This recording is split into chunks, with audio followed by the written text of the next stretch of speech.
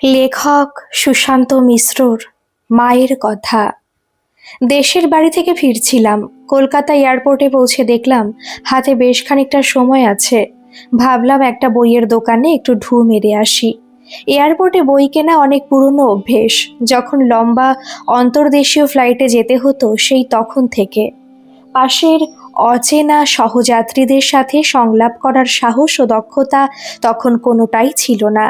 তাছাড়া অনেকে এই ফ্লাইটে ওঠে ঘুমানোর জন্য। তাদের বিরক্ত করাও ঠিক নয়, তাই আমার সঙ্গী থাকতো একটা নতুন বই। মুঘল সাম্রাজ্যের ইতিহাস নিয়ে লেখা একটা বই কিনলাম, কিন্তু এক পাতাও পড়া হয়নি। আমার ছিল মাঝের সিট। জানালার ধারে বসেছিল লীনা। দেখতে আহামরি সুন্দরী না, কিন্তু মুখে একটা মিষ্টি হাসি ছিল। মেয়েদের হাসি দেখে অবশ্য মন বোঝা মুশকিল। আমি সিট বেল্ট লাগিয়ে বইটা খুলতে জিজ্ঞেস করলো, আপনিও বুঝি ইতিহাস পড়তে ভালোবাসেন? আমি বললাম, আমি ঠোঙা পড়া লোক, হাতের কাছে যা পাই তাই পড়ি। আজকাল আর ঠোঙা পাই না, তাই নিয়মিত ফেসবুক পড়ি। তবে প্লেনে উঠলে একটা নতুন বই কিনি। কথাগুলো লিনার হয়তো ভালো লেগেছিল। এ কথা সে কথার পরে জানালো ও ইন্দোর যাবে হায়দ্রাবাদ দিয়ে। জানালো ও একটা স্কুলে ইংরেজি পড়ায়, যদিও ওর আসল ইন্টারেস্ট হচ্ছে ইতিহাস। মুঘল সাম্রাজ্যের ইতিহাস থেকে শুরু করে ব্রিটিশরা ভারতের কি সর্বনাশ করেছে তার ফিরিস্তি চলল খানিকক্ষণ। সেখান থেকে উঠে এলো অর্থনৈতিকভাবে পিছিয়ে পড়া পুরুলিয়া ও ছোটনাগপুর অঞ্চলের কথা। বুঝলাম লীনা কথা বলতে ভালোবাসে। আমি জানালাম আমার দেশের বাড়ি পুরুলিয়াতে, ওখানেই জন্ম ও বড় হওয়া। লীনা বলল, তাহলে পুরুলিয়ার কথা বলুন। আমি কখনো যাইনি, কিন্তু আপনাদের অযোধ্যা পাহাড়ে যাওয়ার ভীষণ ইচ্ছে আছে। ব্যাস, আমাকে আর কে পায়? পুরুলিয়ার ও আমার গ্রামের বাড়ির কথা বলতে আমি খুব ভালোবাসি। শুরু করলাম জন্ম দিয়ে। বললাম, আমার জন্ম পুরুলিয়ার এক গ্রামে। টেলিফোন দূরে থাক, তখন বিজলি বাতিও ছিল না। আমরা সব কেরোসিনের হ্যারিকেনে পড়াশোনা করেছি। তারপর পড়াশোনা ও চাকরি করতে যে যার মতো বাড়ি থেকে বেরিয়ে এসেছি। লীনা জিজ্ঞেস করলো, আর বাবা মা, ওনারা কি ওই বাড়িতেই থাকেন? বললাম, এককালে বাড়ি ভর্তি লোক ছিল, এখন সব ফাঁকা। দিদিরা চলে গেল শ্বশুর বাড়ি। আমরা ছেলেরা বেরোলাম পড়াশোনা জীবিকার সন্ধানে। তারপর একদিন বাবাও চলে গেলেন। পুরো বাড়িতে পড়ে রইলেন একা মা। লীনা অবাক হয়ে জিজ্ঞেস করলো, একেবারে একা? একেবারে একা ঠিক না, রাত্রে একজন শুতে আসে। তাছাড়া বাড়িতে এটা ওটা কাজ করার লোকের ব্যবস্থা রাখা হয়েছে। তবু আমরা ভয়ে ভয়ে ছিলাম, মা কি একা থাকতে পারবে? আমরা মাকে অনেক করে বলেও ছিলাম বাড়ি ছেড়ে আমাদের বাসায় চলে আসতে। মা কিছুতেই রাজি হয় না। লীনা বলল, নিজের বাড়ি ছেড়ে কেই বা বেরোতে চায় বলুন? বললাম, ঠিক বলেছেন, কিন্তু মা তো আগে কখনো একা থাকেনি। চিরকাল মাকে বাবার ছায়ায় থাকতে দেখেছি, সেই জন্য আমরা একটু ভয় পেয়েছিলাম। মা আমাদের সবাইকে ভুল প্রমাণ করে দিল। আমরা মায়ের এক নতুন রূপ দেখলাম। নিচার ভাষায় উইল টু পাওয়ার। বাবা থাকতে সেটা কখনো দেখেনি। বাড়ির পুরো দায়িত্ব কর্তব্য মা নিজের হাতে তুলে নিয়েছিলেন। গ্রামের 12 মাসে 13 পার্বণ। বাড়িরও গ্রামের পূজা আর্চা, সামাজিক কর্তব্য, সাংসারিক কাজ ঠিক সেভাবেই হয়ে চলল। বাবা বেঁচে থাকতে ঠিক যেমন হতো। মায়ের তীক্ষ্ণ দৃষ্টি ছিল বাবার অভাবে বাড়ির সম্মান ও মর্যাদায় কিছু ঘাটতি না পড়ে। যারা গ্রাম বাংলার সংস্কৃতির সাথে পরিচিত তারা এটা ভালো বুঝবেন। দেখলাম লীনা ভীষণ আগ্রহ নিয়ে শুনছে, হয়তো আরও অনেক কিছু জানতে চায়। বলল, আপনি নিশ্চয়ই মাঝে মাঝে বাড়ি যান? বললাম, হ্যাঁ, বছরে 2-3 বার যাই। একবার গিয়েছিলাম শুধুমাত্র মায়ের সাথে সময় কাটানোর জন্য। সেদিন বাড়ি পৌঁছলাম ভর দুপুরে। ঘড়িতে তখন ঠিক 1:30 বাজে। দেখলাম মা দুপুরের ভাত খেতে বসেছে। একখানা প্লাস্টিকের টেবিলের দুদিকে দুটো কাঠের চেয়ার। দুটো চেয়ারের অবশ্য কোনো দরকার ছিল না, একটা হলেই চলে যায়। তবু অন্য চেয়ারটা থাকে যেন মাকে সঙ্গ দেবার জন্য। সেদিন মা আমাকে দেখে ভগবান দেখার মতো চমকে উঠেছিল। মুখে একগাল প্রশান্ত হাসি, তার সাথে এক অপরিসীম লজ্জা। মায়ের ছোট্ট ভাতের হাঁড়িতে আমাকে খেতে দেবার মতো যথেষ্ট ভাত ছিল না। মায়ের সারা জীবনে কখনোই এরকম ঘটনা ঘটেনি। সবার খাওয়া শেষ হলে তবেই মা খেতে বসতো। যেটুকু বেঁচে থাকতো সেটুকুই। আমি যতই বলি না কেন আমি খেয়ে এসেছি, আমার খিদে নেই, মা কিছুতেই শুনতে নারাজ। দুপুরে ভাত খেতে হয়, সেটাই মা ৭০ বছর ধরে দেখে আসছে, তার অন্যথা হবার নয়। তাড়াহুড়ো করে মা আমার জন্য ভাত বসালো। আমি অবাক হয়ে দেখলাম মা এখন গ্যাসের উনুনে রান্না করতে শিখেছে। ভাত বসিয়ে মা একটা প্লাস্টিকের কৌটো থেকে 2টো নারকেল নাড়ু বার করে আমাকে খেতে দিল, সাথে স্টিলের গ্লাসে খাবার জল। মায়ের হাতের অসাধারণ নারকেল নাড়ু খেয়ে আসছি সেই 5 বছর থেকে, সেই এক স্বাদ। 2টো নাড়ু শেষ না হতেই মা বলল, আর 2টো দিই? সেই এক প্রশ্ন শুনে এসেছি ছোটবেলা থেকে। বললাম, না না, পরে আবার খাবো। সে কথা মায়ের কানে পৌঁছলো না, আবার 2খানা নাড়ু দিয়ে গেল। তারপরে শুরু হলো প্রশ্ন বৃষ্টি। বৌমা কেমন আছে? সঙ্গে নিয়ে এলি না কেন? নাতি সাহেব কেমন আছে? কতদিন দেখিনি। যে প্রশ্নটা করলো না, হঠাৎ অসময়ে আসা কেন? এটা ওটা কথা বলতে বলতেই মা দুপুরের খাবার এনে রাখলো টেবিলে। ভাত, ডাল, বেগুন ভাজা, আলু ভাতে। আমার খিদেও পেয়েছিল। জগতের কোনো অজ্ঞাত নিয়মে মায়েরা সেটা যেন আগে ভাগেই জানতে পায়। মা বলল, খেয়ে নিয়ে একটু শো, এই ভর দুপুরে আর কোথাও যেতে হবে না। মা জানতো গ্রামে গেলে আমি বাড়িতে বসে থাকতে পারি না, কত লোকের সাথে দেখা করার থাকে, কত জায়গা যাবার থাকে। সেবারে সে সব কিছুই করলাম না। মায়ের লক্ষ্মী ছেলের মতো ছোট তক্তপোষে শুয়ে পড়লাম। মা শুলো পাশে একটা দড়ির খাটিয়ায়। বিকেল 4টে বাজার আগে মা আবার চা বানিয়ে আনলো, সঙ্গে 2 রকমের বিস্কুট। মায়ের তখনও চা খাবার সময় হয়নি, পাছে আমার চা খেতে দেরি হয়ে যায়, তাই তাড়াহুড়ো করে নিয়ে এসেছে। অতিরিক্ত স্নেহ মানুষকে শুধু দুর্বলই করে না, অধৈর্যও করে দেয়। চায়ের সাথে মা আমাকে 4টে নোনতা বিস্কুট দিল। অন্যরা যেখানে 2টোও পায় না। তারপরেও জিজ্ঞেস করলো, আর 2টো দিই? সন্ধেবেলায় আমি বাজারে গেলাম একটা গাড়ির সন্ধানে। ঠিক করেছিলাম 3 দিনের জন্য একটা গাড়ি ভাড়ায় নেব। ভাগ্য ভালো ছিল, এক বন্ধুর একটা এসইউভি পেয়ে গেলাম। সে জানালো নিজেই চালাবে। বাজার থেকে বাড়ি ফিরে দেখছি মা রুটি সেঁকছে আমার জন্য, সঙ্গে আমার প্রিয় মুসুরির ডাল, আমার প্রিয় খাবার। মাকে জিজ্ঞেস করে পাশের দোকান থেকে খানিকটা গুড় কিনে নিয়ে এলাম, ছোটবেলায় ফিরে যাবার সুমধুর প্রচেষ্টায়। এবারে ঠিক করেছিলাম সব খাবার সময় মায়ের সাথে একসাথে খাবো। মা কিছুতেই রাজি হচ্ছিল না। শেষে খানিকটা জোর করাতে আমরা দুজনে পাশাপাশি 2টো চেয়ারে খেতে বসলাম। মা নিজের জন্য 2খানা রুটি রেখে বাকি 6খানা রুটি রাখলো আমার প্লেটে।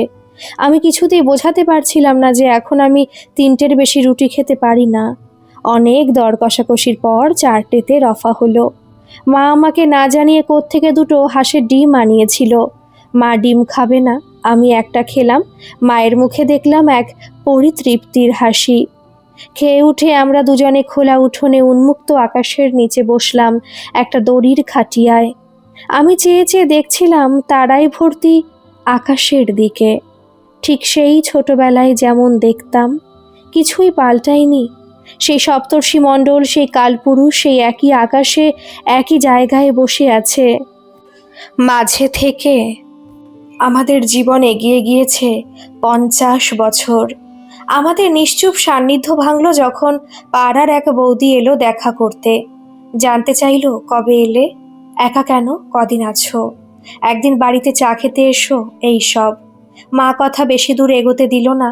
বৌদিকে শুনিয়ে শুনিয়ে মা বলল, সারাদিন অনেক ক্লান্তি হয়েছে, আজ তাড়াতাড়ি ঘুমিয়ে পড়ো। আমরা একই ঘরে শুলাম। দিদি বলতো ছোটবেলায় আমি নাকি খুব হিংসুটে ছিলাম। আমার বোন হবার পরও মাকে ছাড়তাম না, মায়ের সাথে শুতে চাইতাম। শেষে নাকি আমাকে গুড়ের লোভ দেখিয়ে দিদির কাছে শোয়ানো হতো। হবে হয়তো, সেসব এখন মনে নেই। আমি শুলাম মায়ের চৌকিতে আর খাটিয়াতে। মা কথাটা পারলাম, বললাম, তোমাকে নিয়ে বেড়াতে যাবার আমার দীর্ঘদিনের শখ। তুমি কিন্তু না বলবে না। আমি একটা গাড়ি ভাড়া করে এসেছি 3 দিনের জন্য, কাল সকালে বেরোবো। এই 3 দিন তুমি যেখানে যেতে চাইবে আমরা সেখানেই যাব। মা সহজে রাজি হবে না জানতাম। বলল, শুধু শুধু এতগুলো পয়সা নষ্ট করবি কেন? গাড়িতে গেলে অনেক খরচ, তাছাড়া আমি যাবই বা কি করে? বাড়িতে ঠাকুর দেবতা আছে, পূজা আর্চা আছে, আমি চলে গেলে সেগুলো কে দেখবে? তাছাড়া তোরও তো বিশ্রাম দরকার, এত দূর থেকে এসেছিস। মা আরও কয়েকটা না যাওয়ার জুৎসই কারণ খুঁজে বার করছিল। আমি সুযোগ না দিয়ে বললাম, এখন ঘুমোই, সকালে দেখা যাবে। বলে লাইট বন্ধ করে আমরা শুয়ে পড়লাম।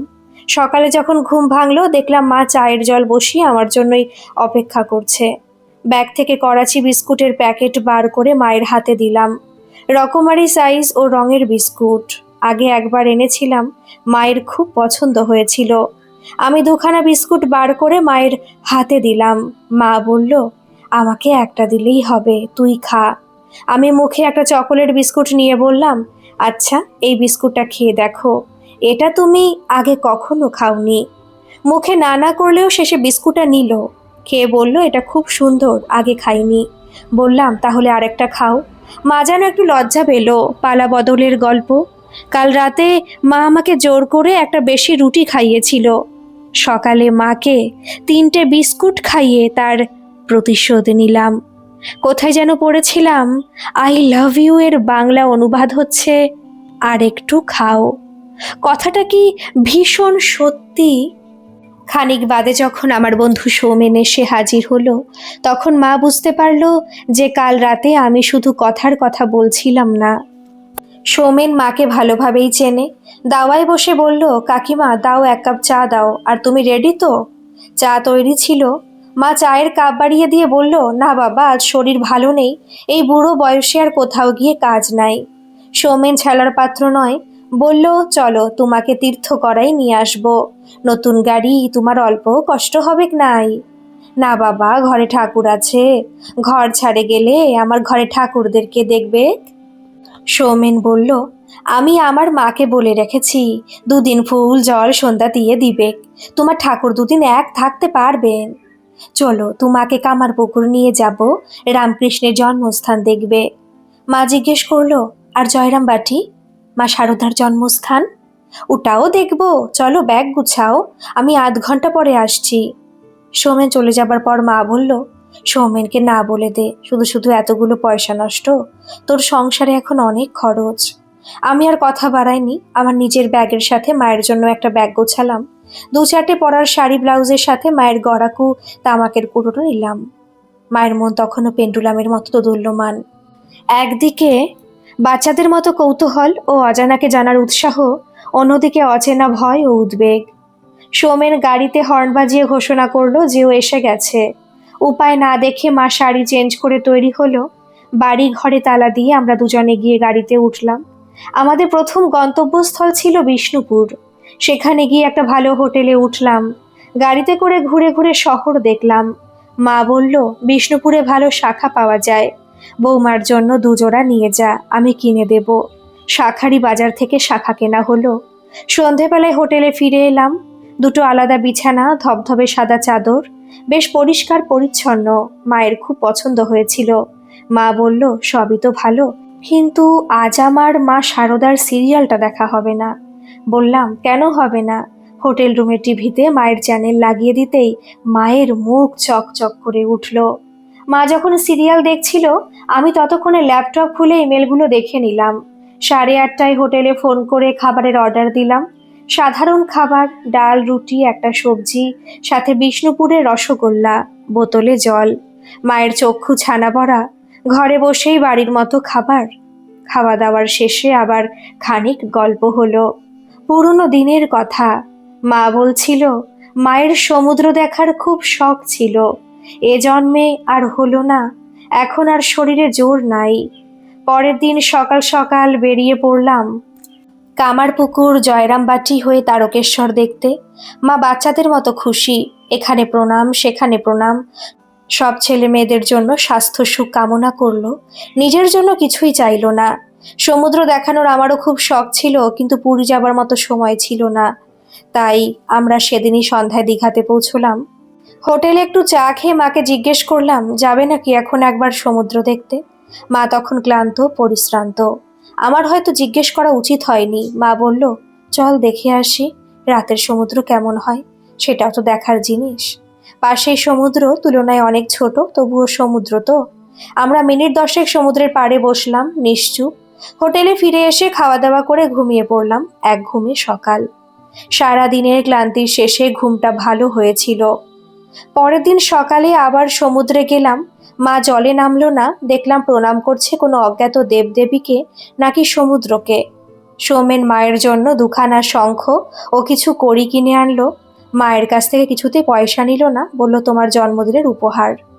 লীনা এতক্ষণ সম্মোহিত হয়ে শুনছিল। কথাটা শুনে লীনার যেন ঘোর ভেঙে গেল। জিজ্ঞেস করলো, মাসিমার জন্মদিন ছিল বুঝি? বললাম না না। সৌমেনের কথার ধরনই ওই রকম। মায়ের জন্মদিন কবে আমরা কেউ জানতেই পারিনি। মাকে জিজ্ঞেস করলে বলতো আমার জন্মের দিন আমাদের গ্রামে নতুন একটা কুয়ো প্রতিষ্ঠা হয়েছিল। মামা বাড়িতে গিয়ে একবার কুয়োটা খোঁজার চেষ্টা করেছিলাম, খুঁজে পাইনি। লীনা বলল আগের দিনগুলোই ভালো ছিল, জীবনযাত্রা ছিল সহজ সরল, আজকের মতো ছুটে বেড়ানো না। জানেন, আমি কখনো আমার প্রিয়জনদের সাথে এরকম একান্ত সময় কাটাতে পারিনি। আপনি মায়ের সাথে যা করেছেন, আমি যদি সেরকমভাবে বাবার সাথে খানিকটা সময় একান্তে কাটাতে পারতাম। গলাটা যেন ধরে এলো। বলল, বাবা ছিলেন ভীষণ কাজের মানুষ, সব সময় কাজ নিয়ে ব্যস্ত থাকতেন, আর আমরা ব্যস্ত থাকতাম পড়াশোনা নিয়ে। তারপর হঠাৎই একদিন কাউকে কিছু না বলে বাবা চলে গেল। পরে জেনেছিলাম কার্ডিয়াক অ্যারেস্ট। এখন ভাবি, সত্যি কি দরকার ছিল ওই ব্যস্ততার? ককপিট থেকে ঘোষণা হলো আমাদের প্লেন হায়দ্রাবাদে অবতরণ শুরু করেছে। লীনা বলল, আপনার গন্তব্যস্থল এসে গেছে। আপনার সাথে দেখা হয়ে খুব ভালো লাগলো। আপত্তি না থাকলে আপনার ফোন নম্বরটা দিন। পুরুলিয়া গেলে আপনার মায়ের সাথে দেখা করে আসব। আমি পকেট থেকে একটা কার্ড বার করে দিতে গিয়ে আমার চোখ জলে ভরে এলো। লীনাকে বললাম, আমি এতক্ষণ আপনাকে যা বললাম সেটা পুরোটাই গল্প। আমি এই বেড়ানোটা অনেক দিন ধরেই করতে চেয়েছিলাম, কিন্তু নানান ব্যস্ততায় করে উঠতে পারিনি। মা 1 বছর আগে আমাদের ছেড়ে চলে গেছে। বাড়ি গিয়েছিলাম মায়ের বাৎসরিক শ্রাদ্ধের কাজ করতে। এই কাজটা আমার জীবনে অসম্পূর্ণ রয়ে গেল, সেজন্য নিজেকে ক্ষমা করতে পারিনি। একটা ঝটকা দিয়ে প্লেনটা হায়দ্রাবাদের মাটি ছুঁতেই 2 ফোঁটা জল পড়ল আমার হাতের ওপর। দেখলাম একটা রুমাল দিয়ে লীনা চোখের জল সামলানোর চেষ্টা করছে।